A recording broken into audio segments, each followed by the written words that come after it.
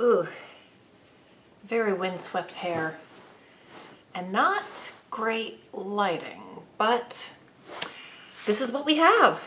Okay, it is Thursday, the day before the con. I've made it to the hotel.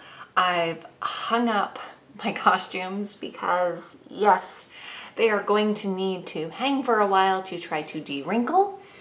I see a lot of ironing in my future. I've gone out, did some grocery shopping. I'm now provisioned for the weekend. Well, at least enough that I'm not going to have every meal out.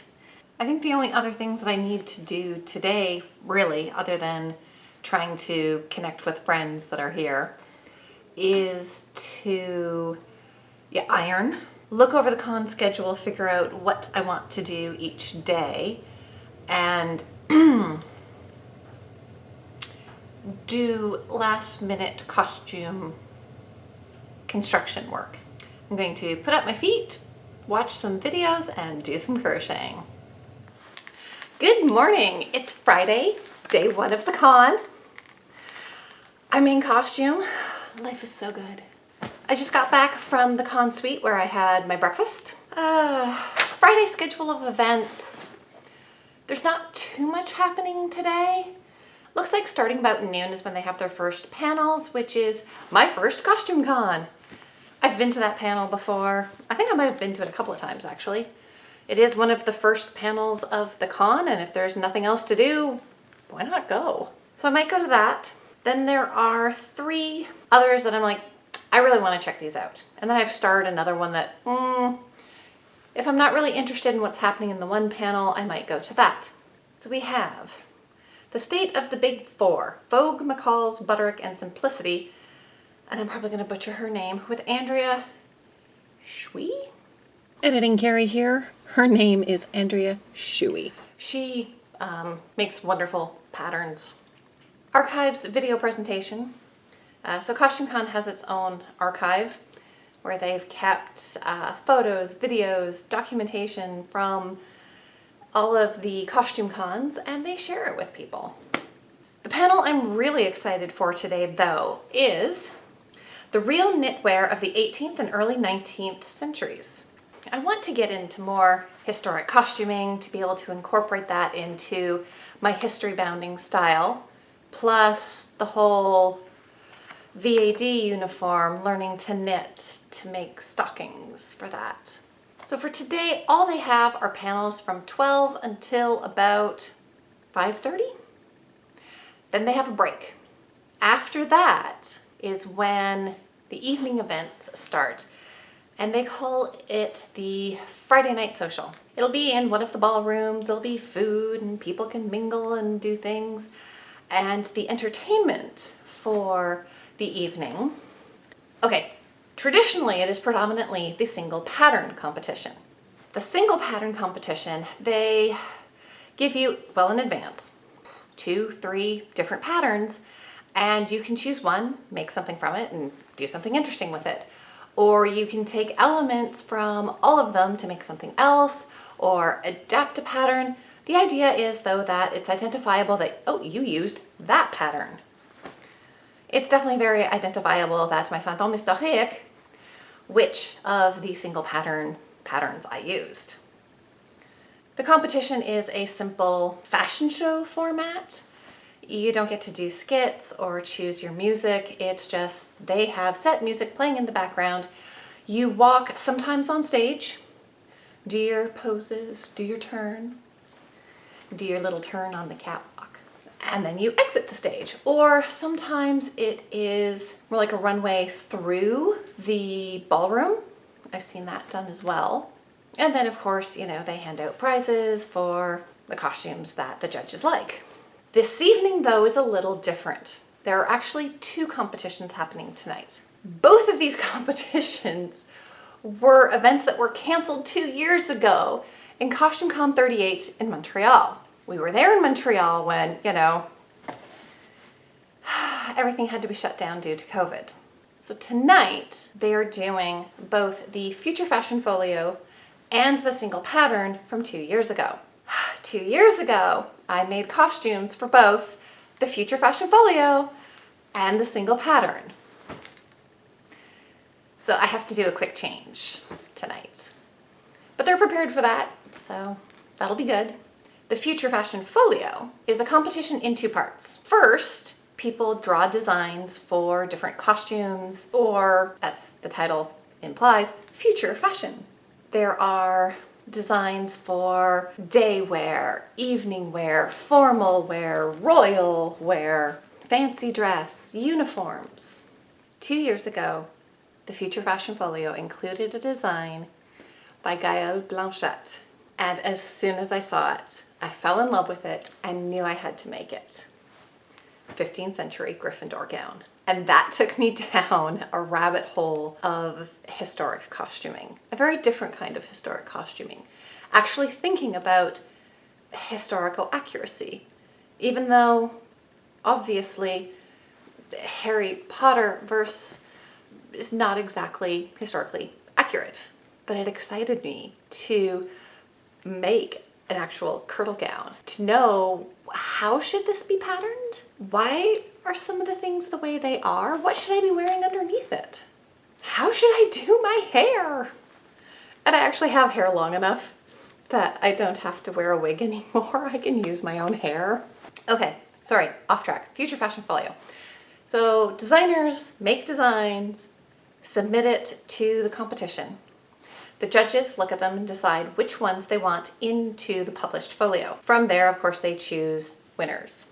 The Future Fashion Folio is then published and made available for all participants at Costume Con. So you peruse it and kind of go, oh, that's pretty. Oh, that's nice. I could make that. That might be interesting. Or you just kind of go, not this year. Or I'm already making enough. I don't need more on my plate. Usually there's something in the folio that, depending upon if I have time, it's like, I could make that. And then, of course, people make the costumes, wear them on stage, and can get prizes for the construction of the designs. Well, I think I've explained enough about the Future Fashion Folio and the single pattern contest, and I hope that makes sense to you. All right, next steps for me, I have a bunch of ironing to do, because you always want to make sure that what you are entering into competition is clean and well pressed. And of course, everything got rolled up into a bag to travel here. So ironing, then I'm going to go downstairs, make sure that all of my registrations for the competitions are in order. Make sure that they know that yes, I'm doing both. Don't forget about that part, please. I need time to change. Then I might relax some more, go back to the con suite maybe, have a snack. I should probably have an early lunch. Then hit the panels, back up to the room, quick bite to eat, then get changed and head to the green room. And then of course, the competition. So that's what my day has planned for me. Good morning. It is Saturday, so day 2 of the con. Last night was definitely tiring. So we had to be in the green room for 6 o'clock because there's a lot of things that you have to do as a participant for the masquerade leading up to actually walking across the stage. We had to get official photography done. Judges had to look at our costumes. The MC needs to go over all the information, and they just want to make sure that they know where you are. I did manage to do the quick change. Oh, but that was tiring. It's just, you came right off the stage, came back and just started, well, the lacing. That was the big problem. Trying to undo all of that lacing, at least enough just to be able to fling it over my head. I'm sure I looked ridiculous just having it upside down. Oh, it was terrible. Fun, but terrible. And then quickly try to get dressed in the next outfit. That wig, for the Fantôme Historique is, it's a cheap wig. It is definitely a Halloween special. And 2 years ago, I had a lot less hair. It was so much easier to just get it up under the wig. Last night, I ended up with my braids kind of at the back of my head, put the wig on, and the braids were sitting underneath, like out. Not under the wig cap, but like, Thankfully that wig does have long curly locks, so my own hair was not visible at least. You may see behind me on the lamp that there is an award there. I forget the exact wording of it, but it's basically a Judge's Choice Award for my 15th century Gryffindor gown, which I will be wearing today.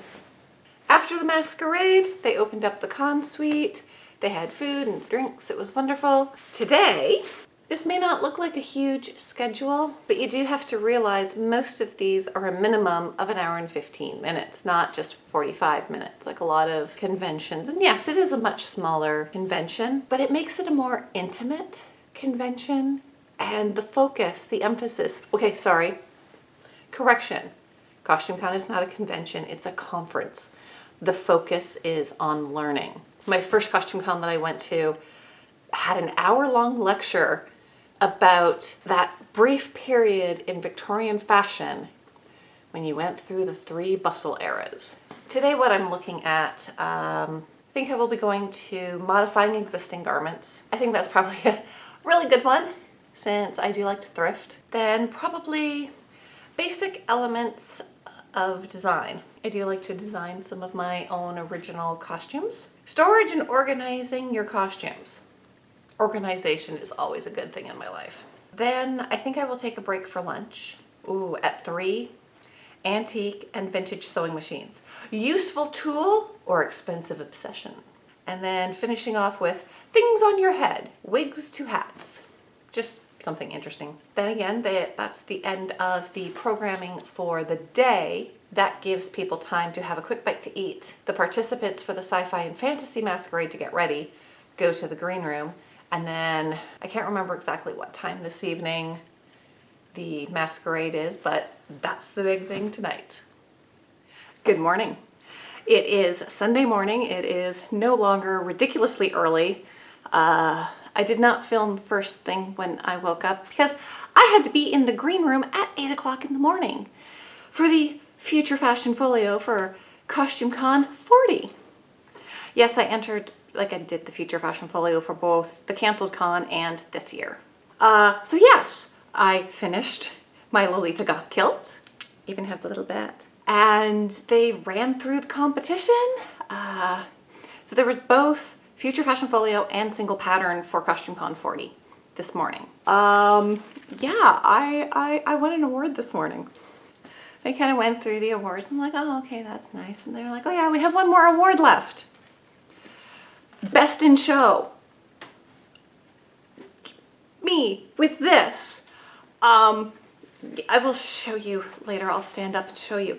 I'm wearing a kilt suit, a funky kilt suit. And like, there's people with like epic ball gowns and they look amazing. I'm like, me? So yeah, I was very surprised. I made this mostly because it was a fun outfit that I'm going to wear as part of my funky history-bounding wardrobe.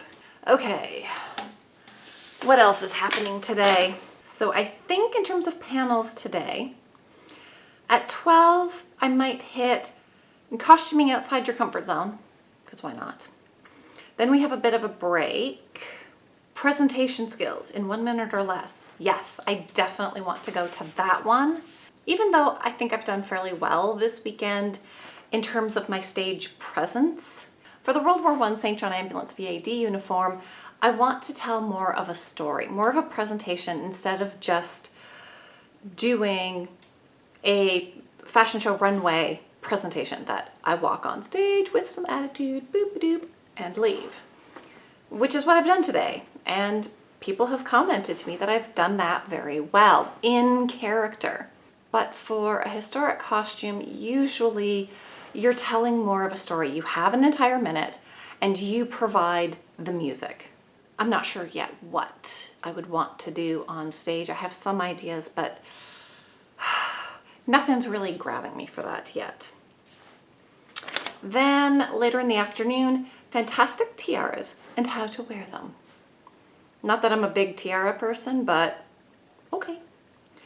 And then the beading workshop. I definitely want to do that. You may recall from my goals, my cosplay goals for last year, this year, to get some beading done on my Agatha Christie dress. So having a bit more experience with beading is going to be helpful. So it's Costume Con 40, Rogues, Royals, and Renegades. Boop a doop a doop a doop a doop a doop. Costume Con 40.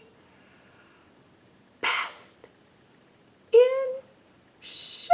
Oops, there's the show. Ah!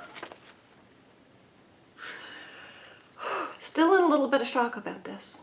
Oh, I should show you the outfit.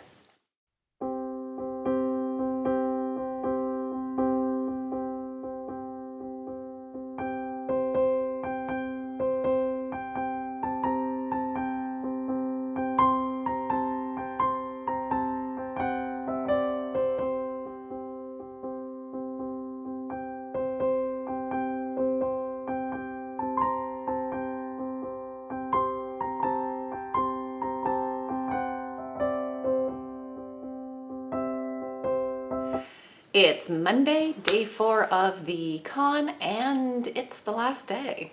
Oh, I do have something to show you. I made this in the beading workshop. Sunday night, the big attraction is the historic masquerade. The amazing things that people construct, just jaw-droppingly beautiful. And the presentation on stage isn't just, oh look, I made a beautiful thing, admire me. People do skits and presentations.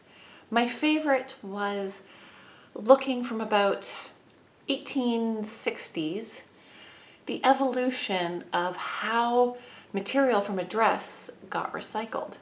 So you have the first woman come out in this beautiful striped, as I said, about 1860s day dress, big poofy hoop skirts, the whole 9 yards.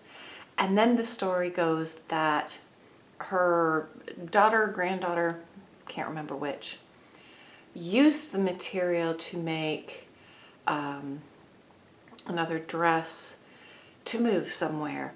And then the next generation found the material in the attic and made something out of it. Then in the 1930s, as you know, you're getting into the Depression, oh, somebody found this, some scraps of material, made a different dress out of it. And then, oh, in the 1970s, somebody on their way to a concert found this material and made a bag out of it. So you had 5 different outfits using the same material, and the story was beautiful. There were medieval costumes that people had made, Victorian, a number of bustle gowns, a zoot suit. We had Her Royal Majesty, Queen Elizabeth I. That was spectacular. And I will be showing you some of the pictures that I took, because after each masquerade, they allow the participants to come back on stage for fan photography. So you just sit up there and just go, okay, I'm taking pictures. Or a few times it's like, okay, put it on video mode. Can you spin around? Let's see how this moves. Okay, back to today. Not too much going on. There is a presentation by the International Costumer Guild Archives. Well, they'll be showing a video with, I think, some old masquerade presentations. Then, oh, the big thing that I'm going to be going to, the Historic Masquerade Show and Tell, where some of the participants will come and show off or tell you some of the secrets of how they made those amazing outfits. And then there's another, it's called Dead Dog Party. I don't know what it is. There's no description in the program, but it's the only other thing happening this morning, and I'll probably go to that, check it out, and have an early lunch, and then head to the airport. Last days of cons are always so sad. But one of the things I notice is going to cons is inspirational. I have so much motivation to want to work on my World War I St. John Ambulance VAD uniform. And I need to make sure that I carry that forward, especially if I'm gonna have any hope of getting this done for Costume Con 39. I know this is Costume Con 40. We're doing a little bit of time travel thing, you know, wibbly wobbly, but COVID messed things up. You have to keep that energy going. I've been researching this for so long. It's like, I just want to make this and have it be a thing. Well, I guess that's it for this video. Thank you very much for watching. This is my first vlog that I've done. I hope it gave you a bit of insight into what Costume Con is like. And if you're interested, definitely you should come some year and check it out. It's a roving con, so it is all over the place. I've gone to Costume Con in Toronto, Mississauga. Well, Montreal got canceled, but you know. Close to Salem, Massachusetts, and now here in Bethesda. Until next time, have fun, be creative, and take care.